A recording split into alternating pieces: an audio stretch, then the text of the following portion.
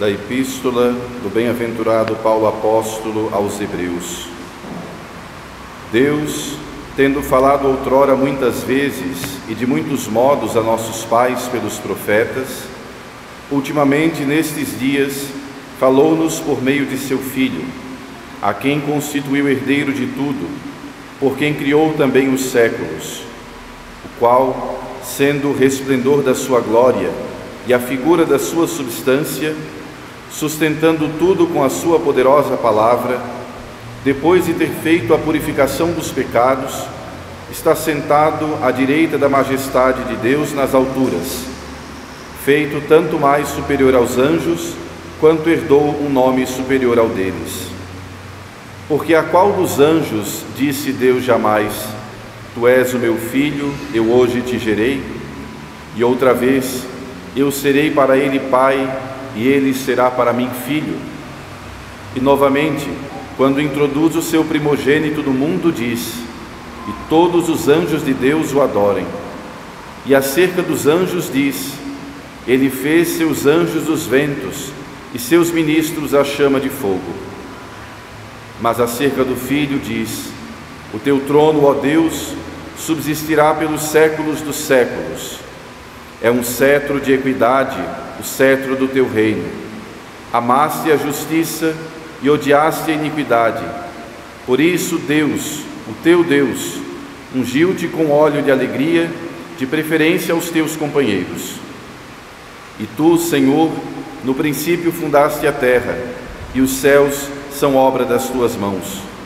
Eles perecerão, mas tu permanecerás, e todos envelhecerão como um vestido, e tu os mudarás como uma capa, e eles serão mudados. Tu, porém, és sempre o mesmo, e os teus anos não diminuirão.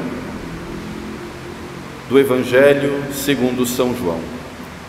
No princípio era o Verbo, e o Verbo estava em Deus, e o Verbo era Deus. Estava ele no princípio com Deus. Tudo por ele foi feito, e nada de quanto se fez foi feito sem ele.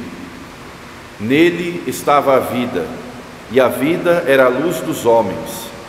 E a luz brilha nas trevas, e as trevas não a receberam. Houve um homem enviado por Deus, chamado João, o qual veio como testemunha para dar testemunho da luz, a fim de que todos crescem por meio dele. Não era ele a luz, mas veio para dar testemunho da luz. Era o Verbo, a luz verdadeira que ilumina todo homem que vem a este mundo. Estava no mundo, e o mundo foi feito por ele, e o mundo não o reconheceu.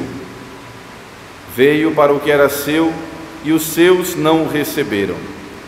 A todos, porém, quantos o receberam, deu ele o poder de se tornarem filhos de Deus, àqueles que creem no seu nome, que não nasceram do sangue, nem do desejo da carne, nem da vontade do homem, mas de Deus. E o Verbo se fez carne e habitou entre nós, e vimos a sua glória, glória do Filho unigênito do Pai, cheio de graça e de verdade.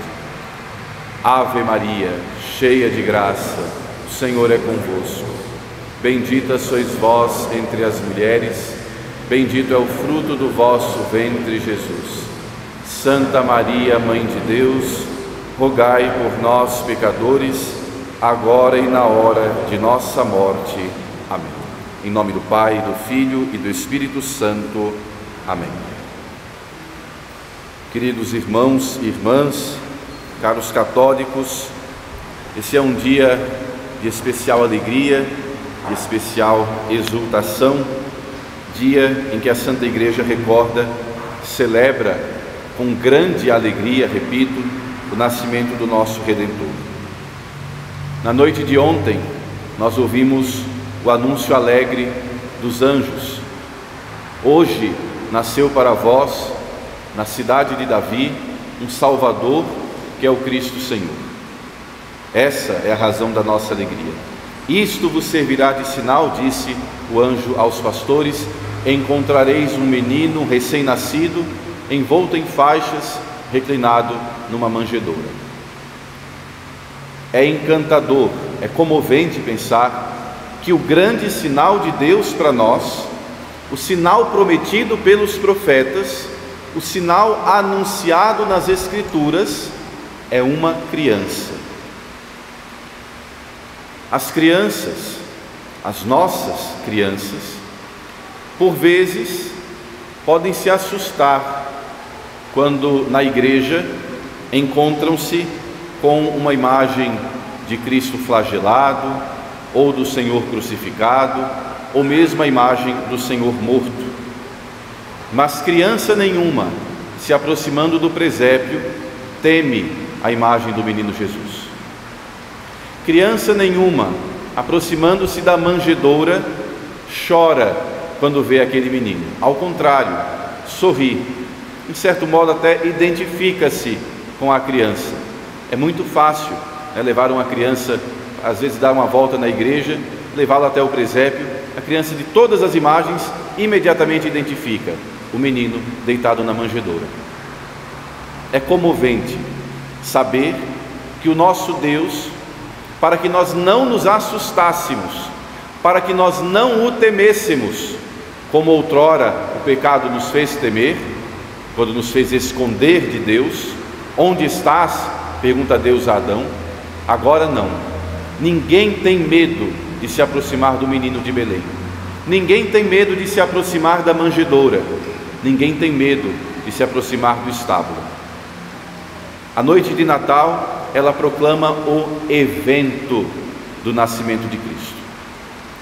O evangelho proclamado nas missas da manhã de hoje, a missa da aurora, hoje os fiéis, como os pastores, vieram à igreja pela manhã para encontrar o sinal prometido pelo anjo. Os pastores disseram entre si: vamos até Belém e vejamos o que lá sucedeu e o que o Senhor nos manifestou. E foram com grande pressa, apertaram o passo, emocionados, eufóricos, com a ideia de contemplarem a face do Messias, e encontraram Maria e José e o menino deitado na manjedoura. E os pastores adoraram o menino. Na noite de Natal, na noite de ontem, a contemplação do fato. O menino nasceu, aconteceu. O que aconteceu? O Deus eterno penetrou o tempo. O invisível apareceu diante dos nossos olhos. O imortal assumiu a nossa fragilidade. O divino tornou-se humano. Isso foi o que aconteceu em Belém, na noite de ontem. Nesta manhã, o Evangelho nos convidava a correr à igreja como os pastores. E mais uma vez estamos aqui, celebrando essa Santa Missa in die, a missa do dia de Natal. Mas agora não é mais um Evangelho de contemplação puramente, não é mais um Evangelho apenas que nos suscita o desejo de adorar o menino como os pastores o adoraram. Mas agora nós queremos nos perguntar, afinal de contas, de modo muito profundo, quem é o menino deitado na manjedoura? Existe uma música muito bonita, muito própria do tempo do Natal, que pergunta: quem é o infante que no regaço da mãe tranquilo dormita, a quem os anjos no alto espaço saúdam com grande alegria? É este Jesus, o Rei que anuncia a paz a quem Deus quer bem. Da Virgem nasceu, da Virgem eleita nasceu Jesus, que é nosso bem. Mas quem é esse menino nascido em Belém? Quem é o menino da manjedoura? Responde-nos o prólogo de São João, que nós ouvimos no Evangelho deste dia. É, de todos os textos do Evangelho, certamente o mais conhecido, porque todos os dias nós o lemos na Santa Missa. O último Evangelho, prólogo de São João. São João começa o seu Evangelho com as mesmíssimas palavras do livro do Gênesis: in principio. São João não começa como São Lucas o seu evangelho no momento concreto da história humana. São Lucas começa seu evangelho apontando quem era o imperador da época, quem era o governador da Judéia, quem era o rei, quem eram os sumos sacerdotes, quem eram as grandes figuras históricas daquele momento concreto da trajetória dos seres humanos. São João não. São João vai a fundo. São João remonta ao princípio. En arche en hologos, diz o texto grego. No princípio, no início de todas as coisas, antes da história, antes que houvesse o mundo, no princípio era o Verbo. E o Verbo estava em Deus, e o Verbo era Deus. Antes que houvesse o mundo, já existia o Verbo eterno de Deus. E o prólogo de São João é como que uma ode, um cântico ao Verbo de Deus. No princípio era o Verbo, e o Verbo estava em Deus, e o Verbo era Deus. Estava ele no princípio com Deus. E aqui nós entramos na criação. Tudo foi feito por ele, e nada do que se fez foi feito sem ele. Toda a obra da criação foi realizada por este Verbo de Deus. Nos textos da criação, no início do livro do Gênesis, nós ouvimos o texto sagrado dizer: e Deus disse. Deus pronunciou a sua palavra, Deus pronunciou o seu verbo, e Deus disse: faça-se a luz, e a luz se fez. E Deus disse que a luz se separe das trevas, e assim foi feito. E assim com toda a obra da criação, a terra, o céu, o mar, os animais terrestres, os animais aquáticos, os animais que voam nos céus, e mesmo o homem, Deus disse: façamos o homem à nossa imagem e segundo a nossa semelhança. É o Verbo de Deus, é a palavra de Deus que realiza a criação. Tudo por ele foi feito, e nada de quanto se fez foi feito sem ele. Nele estava a vida, e a vida era a luz dos homens, e a luz brilha nas trevas, e as trevas não a receberam. Todo o prólogo de São João tem no versículo 14 o seu ponto alto. Qual é a expressão fundamental do prólogo de São João? É aquela na qual, quando nós a pronunciamos, nos colocamos de joelhos. E o Verbo se fez carne e habitou entre nós. Nós vimos a sua glória, glória do Filho, unigênito do Pai, cheio de graça e de verdade. A expressão de São João é inequívoca: nós vimos a sua glória. Esse nós de São João, esse nós do evangelista, não se aplica apenas a ele, ao discípulo amado, mas se aplica a todo fiel, a todo católico, a todo ser humano, para usar uma expressão do evangelho de São Lucas, a todo ser humano de boa vontade, a quem Deus dá a capacidade de enxergar, não com os olhos humanos, mas com os olhos da fé, este Verbo eterno que penetrou no tempo, este Deus imortal que se assumiu a nossa mortalidade, esta divindade que associou a si de tal modo a nossa humanidade que nos tornou, no dizer de Santo Tomás de Aquino, deuses. Deus se humilha para nos elevar. Deus se empobrece, e o menino da manjedoura é a imagem mais perfeita da pobreza. Deus se empobrece para nos enriquecer. Deus se torna humano para de nós tornar deuses. Deus transforma-se, por assim dizer, para mudar a nossa existência. A religião católica é, antes de tudo, a religião do Deus encarnado. Nós não somos como as outras, uma religião na qual Deus se transforma. Deus assume uma forma humana. Deus não assume para nós uma forma humana, Deus assume a natureza. No seio de Maria, Cristo toma para si aquilo que era nosso, a nossa miséria, a nossa fragilidade, a nossa mortalidade, quase que a dizer, o nosso pecado, se fez pecado por nós, para nos livrar do pecado. É isso que nós celebramos no Natal.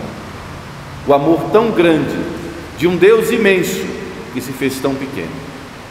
Como eu dizia nesses dias na noite de Natal, quando nós contemplamos o menino de Belém, quando nós contemplamos a manjedoura do menino Jesus, e hoje nós a temos bem visível no nosso altar, e nós a temos no nosso presépio, e nós a temos nas nossas casas. Quando nós contemplamos o menino deitado na manjedoura, nós podemos enxergar o rosto sacrossanto de Deus.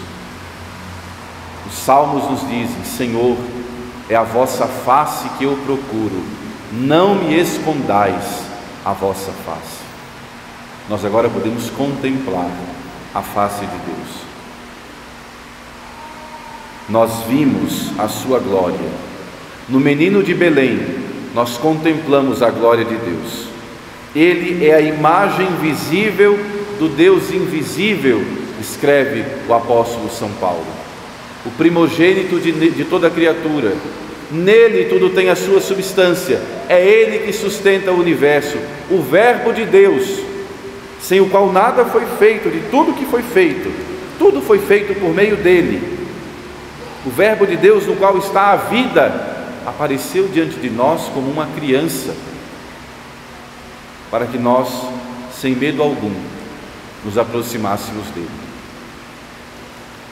O Natal é uma festa que comove o coração católico, o coração que se reconhece de tal modo miserável que jamais poderia imaginar que um Deus tão grande se fizesse tão pequeno, que um Deus tão amoroso nutrisse tamanho amor, como diz também o Salmo: Senhor, o que é o homem para dele cuidares tanto assim? Por que, Senhor, nos amais tanto, apesar das nossas misérias? O Natal não é uma festa para ser compreendida, entendida, mas contemplada, acreditada. É verdade que o mistério da ressurreição, posto que não pertence à nossa natureza, não pertence à naturalidade da vida humana, as pessoas não ressuscitam todo dia, ao contrário, elas nascem e elas morrem todo dia, isso é fato. Mas a ressurreição é fato que exige um pouco mais da nossa fé, mas a encarnação não exige menos fé.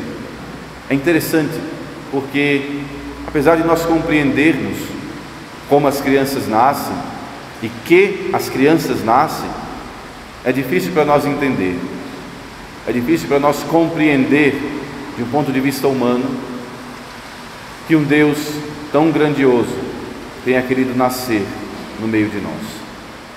Essa é a razão da nossa alegria, esta é a razão que nos traz nesse dia esta igreja: louvar e bendizer a Deus pela sua misericórdia, pelo seu amor, que fez com que o seu Verbo, o seu Filho unigênito, que estava desde o início voltado para o seio do Pai, aparecesse na nossa fragilidade, na miséria da nossa carne. Essa criança que chora de fome e frio, na miséria de uma gruta neste dia, é o Verbo eterno de Deus. Aproximemo-nos da sua manjedoura, aproximemo-nos com devoção, com piedade, aproximemo-nos hoje de modo muito especial, não apenas da manjedoura física que está sobre o altar, da manjedoura física que está nos nossos presépios, mas desta extraordinária manjedoura que é o altar. Nosso Senhor, no primeiro instante em que apareceu neste mundo e que foi visto entre nós, Jesus foi colocado pela sua mãe num lugar muito especial, a manjedoura, um coxo, o lugar onde os animais se alimentam, o lugar onde os animais comem. Cristo, que nasceu em Belém, essa palavra significa casa do pão. Cristo, é apresentado imediatamente como alimento celestial. E hoje, nessa Santa Missa, mais uma vez, esse alimento nos é oferecido na Eucaristia. Vamos com piedade contemplar mais uma vez como que o mistério da encarnação agora já não é o seio da Virgem, agora são as mãos do sacerdote, as pobres mãos de um sacerdote, indizivelmente menos dignas do que o seio imaculado de Maria, recebem o Verbo eterno de Deus, e nelas, nas mãos do Padre, o Verbo de Deus se faz carne, o Verbo de Deus se faz alimento para a nossa salvação. Louvado seja nosso Senhor Jesus Cristo.